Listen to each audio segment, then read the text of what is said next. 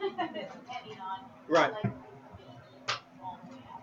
So as a baby, the lucky thing about the beautifulness of the human body again, and how it's just put together in some of the most amazing ways I know how. Even if you have a completely toxic mother, a lot of that's kept away from the baby. That's beautiful. I can imagine it. The idea of thinking that far ahead of myself to go, yeah, I know I'm gonna, maybe have some problems, so I'm just gonna make sure that area is kept and taken care of. But there is something at the beginning for all of us that's very important. That's magnesium.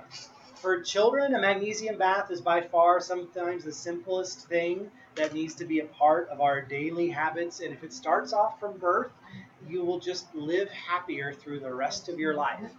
Magnesium deficiency does everything from causing a lot of the muscle or growth cramping, colicky issues when it comes to the digestive systems, when it comes to properly going through the absorption of new food and energy. Magnesium is the most critical nutrient in all of that. So a lot of babies, because we are now 5 generations away from good, solid, traditional living, farm style living with adequate food, great water in this toxic soup environment, we just have lost the fortitude. And this is one of those beautiful things that I would love to make everybody very aware of.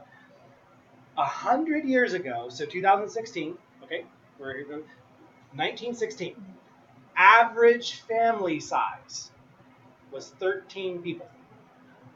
So that means mother and father were birthing 11 children, and everyone survived. In fact, the country grew greater than we could have ever imagined. Post World War One, we survived that great conflict, and we actually boomed into ourselves in the next stage. And so it's so unique to me to understand that now we have an issue where 1 to 2 is sometimes so hard to create, and our bodies don't deal with it very well. And that is a testament to there's something going on that I'm not happy about, and I want you to not be happy about it with me. But yes, as a baby, magnesium, magnesium, magnesium. So the spray, you can spray on too. And the spray might make him scream a little bit. The bath is the best. That's the best. I mean, that's just the easiest way. Throw some salt into the bath. Get some Dead Sea salts in there. Magnesium flake salts. Children really only Epsom salts are okay. You could see children again that are born with a sulfur deficiency, and Epsom might make them break out because they're trying to pull in that sulfur, and it's not the right way for it to happen.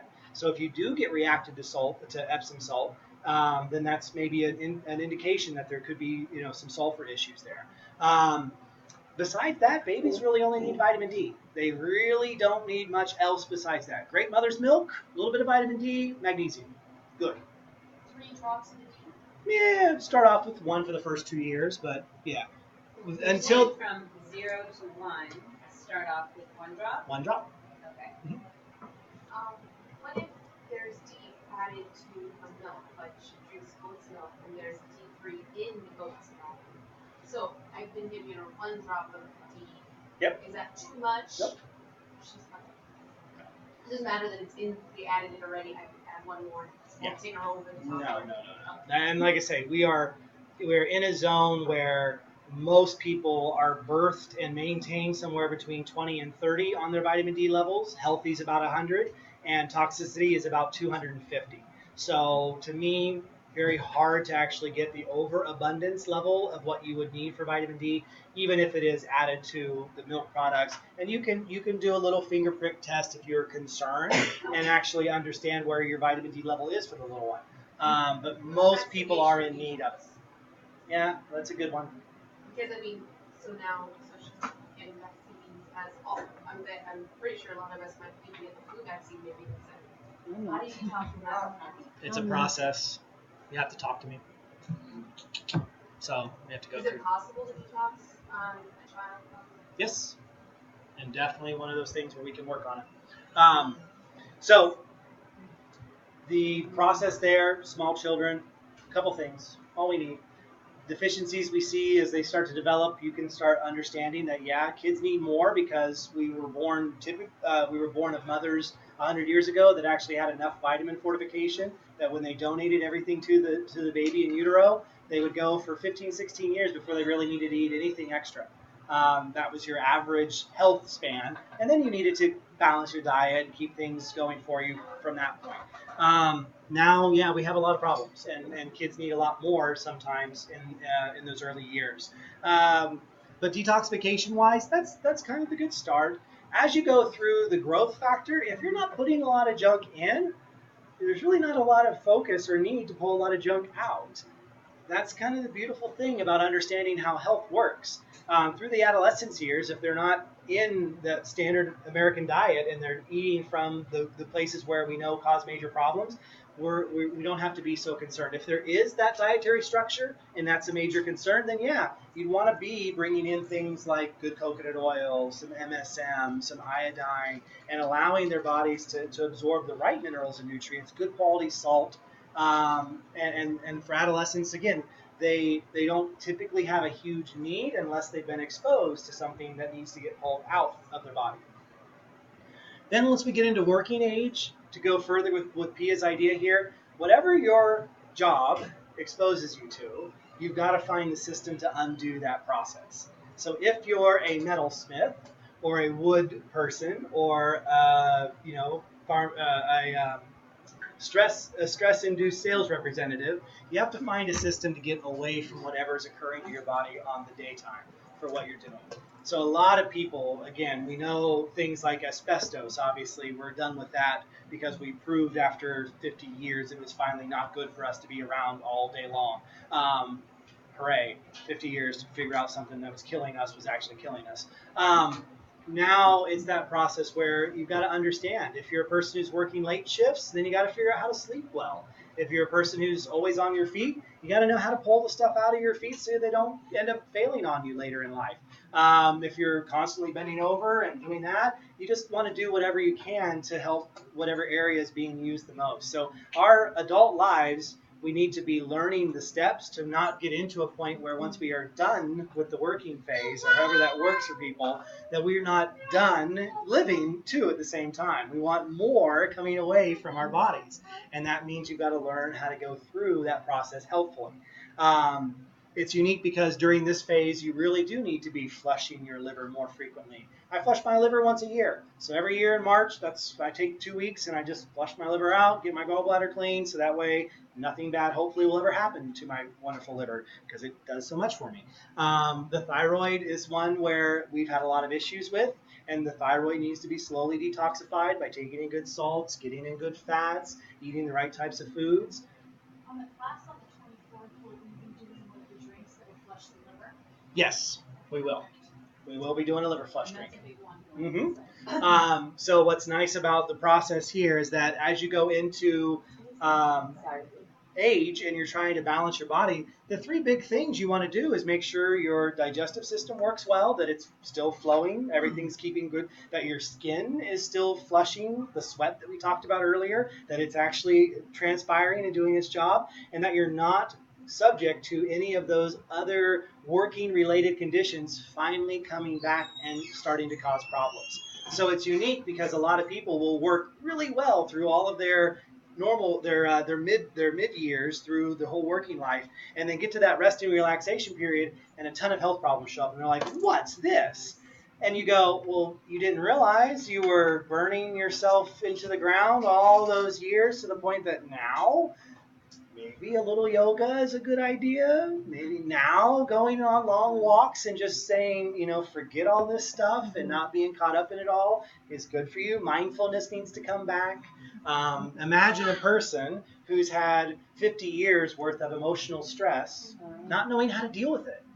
So maybe now is when you finally get to go to a retreat where it's a week of just sitting there going, man, this is the way life happened for me. You get to finally say it all, whatever it is. Didn't like my, dad, didn't like my mom, had to go live with grandma. Like, whatever the issues are that you've been holding, those stuffs get at you. Like, they get at you more sometimes than the stuff that we put in from the food and the water and everything else. And you can have a lot of these contributing to a lot of your health concerns and not really getting to the root of the issues. So that's where sometimes this is a little bit more esoteric or a little bit more ethereal than what we always want to think about. Oh, I just got to flush my liver more and that'll solve my problem. Man, I hate the world. Yeah. No, that doesn't work. That's kind of both problems at the same time. Then, so we're sitting here going, yeah, I just don't know why I can't fall asleep and why I'm supposed to go to sleep. I'm always up, and you're like, but I just stress about it all day long. Oh, yeah, your adrenal stress is what's actually the problem. You didn't learn how to balance your body well. And I love it this way, is you got to almost really kiss, hug, cuddle, whatever your problem was, and bring it into you and go, I love you so much, problem, to the point to where you don't have the problem anymore. And that's what all of us are given at some stage or some point in our lives, is some great obstacle, great healing challenge in order for us to go, I can do this. This is me. I got to live in my body and actually take care of me. The doctor's not going to just fix it all when I get to that point. Yes, this is a major piece in this whole process. I love it in the way that this class helps build tools. So if you could, maybe I'll think of something that I can actually be like, okay, here's your tool for this from now on. And that way you walk away with like a little picture of like, okay, here's my tool. Okay, how did he say I was supposed to use this tool? Begin to set aside time, focusing on whatever your issues are, understanding them fully, knowing that if you have a health problem, meaning like you have a thyroid issue, and that's your big problem that you've been focusing on, sometimes you got to take a step back and go, well, did I get here because of me living this perfect, balanced, everything functional life? Or did I get here because I was a stress case and I ate bad and I stayed up late and I didn't really know what I was doing? Again, love your problem to the point to where it's all, it's all good. It's all okay. You're going to learn a lot in healing your own body. But that's where you need to come up with a strategy and a game plan and a program and know how to get into healing your own system, whatever that might be. So on the second sheet, what's nice here is that if you're actually interested in understanding personally for yourself what I might be able to do to help create food packaging, supplement package, detoxification package, let me know. I'm here. That's what I do. That's why I love this whole process. This year has been just a beautiful transition for myself. Tons of stress, life getting crazy, but in the end, very beautiful because I can actually dedicate the time that's necessary. In October, now we've got the class coming up in 2 weeks, so that's going to be nice. A few more recipes. $15 is that? 20 on the class. Okay. But in October, I'm doing kind of a first attempt, so it's going to be really awesome, at 4 weeks of learning how to sort of live October as well as you can towards going through the winter. So almost like an autumn kind of reset, or at least just a way of understanding Southern California seasonal eating, really letting yourself get out of the summer mode, get into the winter mode a little bit better, and knowing how to convert foods and types of cooking.